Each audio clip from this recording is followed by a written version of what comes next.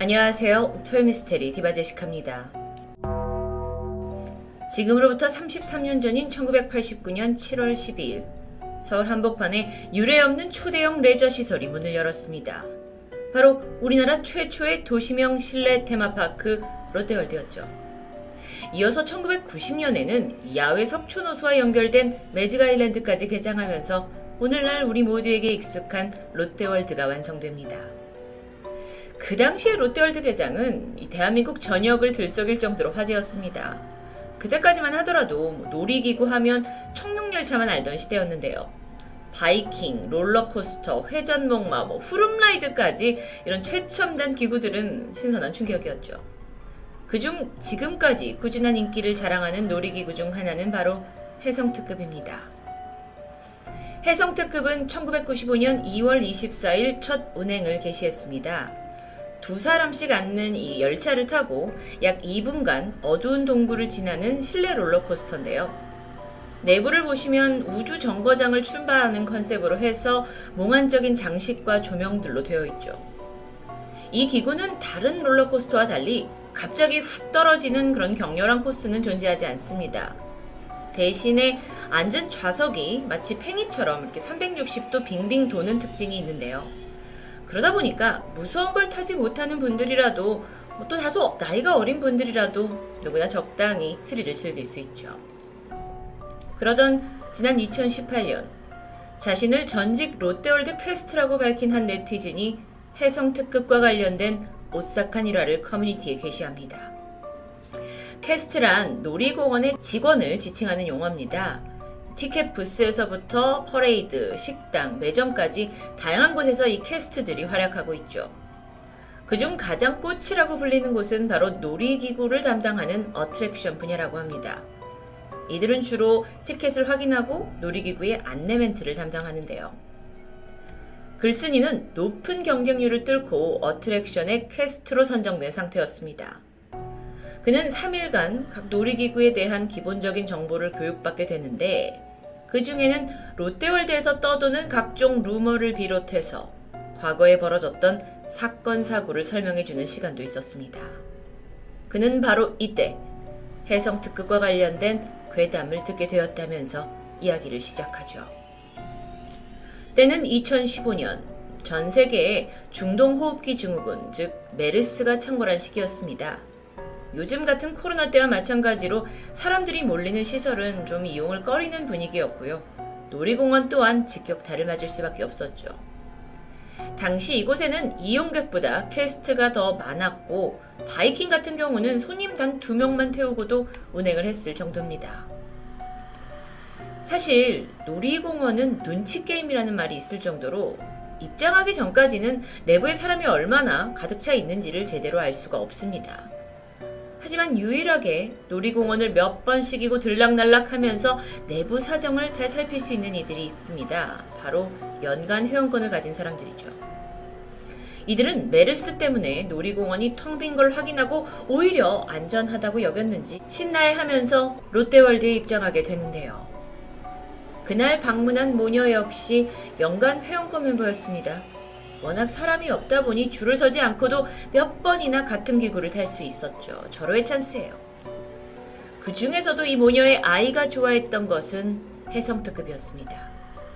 그렇게 둘이서 대여섯 번 정도 계속 쉬지 않고 해성특급을 탑승하게 되는데 얼마 후에 결국 엄마는 지치고 말았습니다. 하지만 아이는 해성특급을 또 타고 싶어 했고 떼를 쓰기 시작했죠.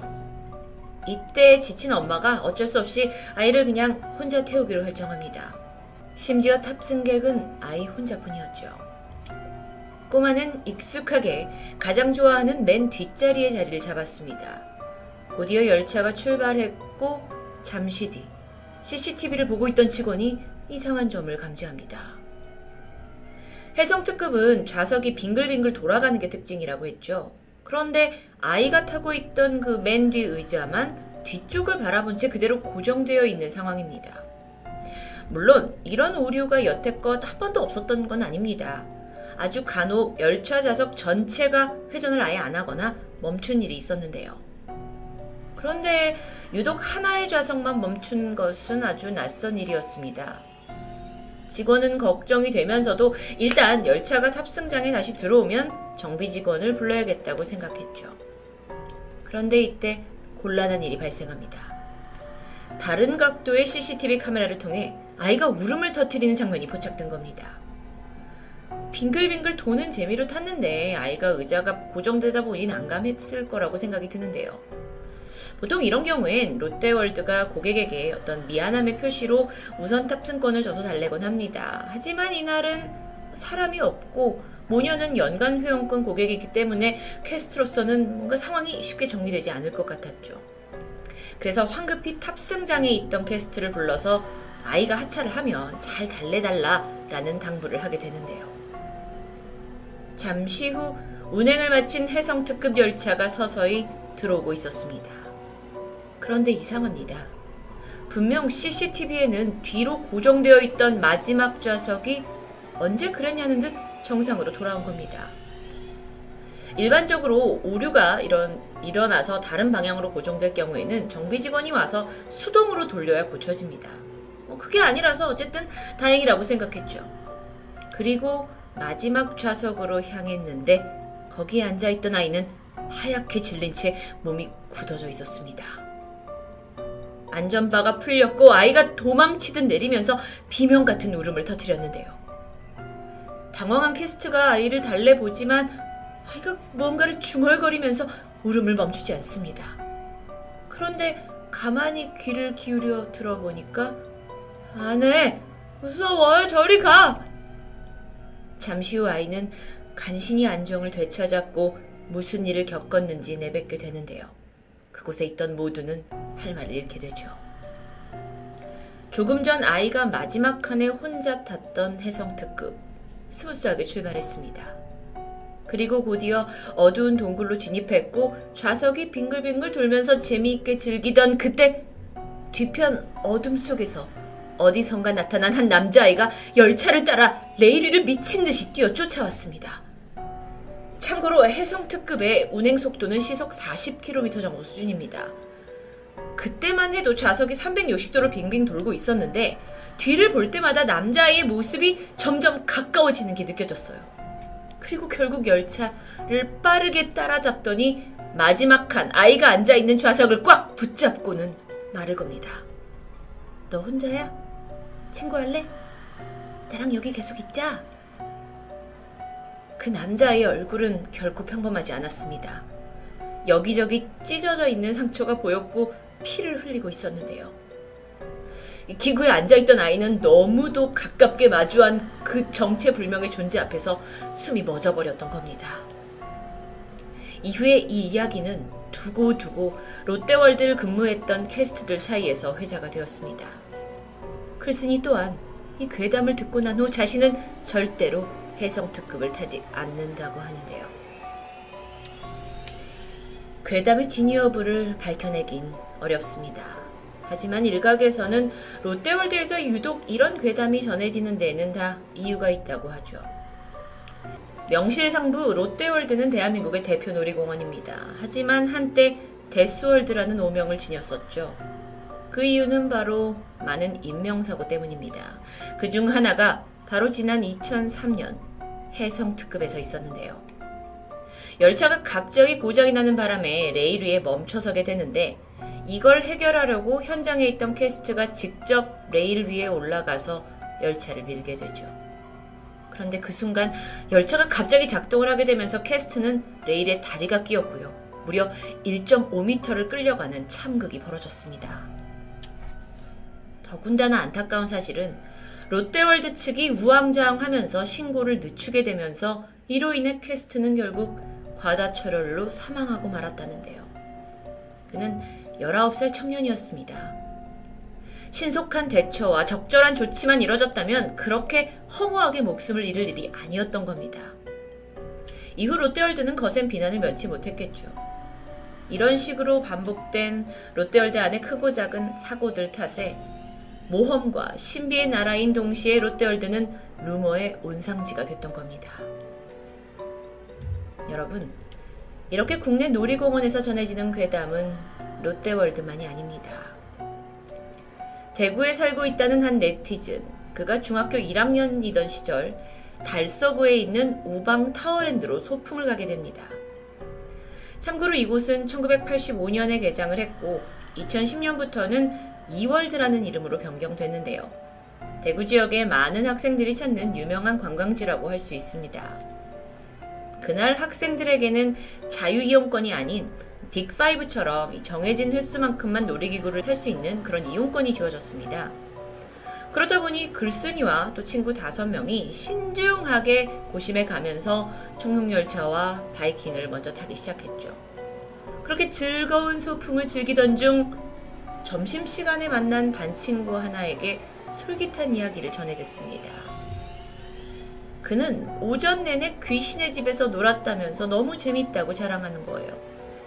알고 보니 이 귀신의 집 입구로 들어간 후에 출구로 나오는 것 대신 내부에서 다시 왔던 길을 그대로 돌아가는 걸 반복하면 오랜 시간을 보낼 수 있다는 어떤 나름의 트릭입니다. 여기에 흥미가 생긴 글쓴이와 친구들은 귀신의 집으로 향했죠. 으스스한 분위기에 괴기스러운 조형물들까지 처음엔 무서웠습니다. 근데 이것도 뭐 3-4번 왕복하고 나니까 경로도 대충 파악이 되고 어디서 뭐가 튀어나온지도 외울 정도가 됐죠. 장난기 넘치는 중학생 학생들이었기 때문에 되려 자기가 숨어 있다가 새로 막 들어오는 다른 사람들을 놀래키면서 낄낄거립니다. 그렇게 시간이 얼마나 흘렀을까? 슬슬 지루해진 아이들이 이제 그만 나가기로 하고 출구로 향했는데요. 어라? 그런데 한쪽에 그동안 보지 못했던 새로운 문 하나를 발견합니다. 호기심이 발동한 아이들이 문을 열고 들어갔고 그곳은 뭐 대충 출구로 이어지는 보통 스태프들이 이용하는 지름길처럼 보였습니다. 문 밖과는 다르게 뭐 장치나 음악 효과가 하나 없는 정말 말 그대로 통로였던 거죠. 이 당시 글쓴이와 친구 1명은 뒤에 서 있었고 또 다른 친구 3명은 앞서가고 있었습니다. 한 10걸음쯤 걸어갔을까? 문득 앞을 보니 친구 셋이 후련히 모습을 감추었습니다. 어디 간 거지? 이때 뭔가 이상한 느낌이 기습합니다. 글쓴이와 친구 앞에 아주 낯선 어떤 형체가 서서히 보이기 시작하는데요.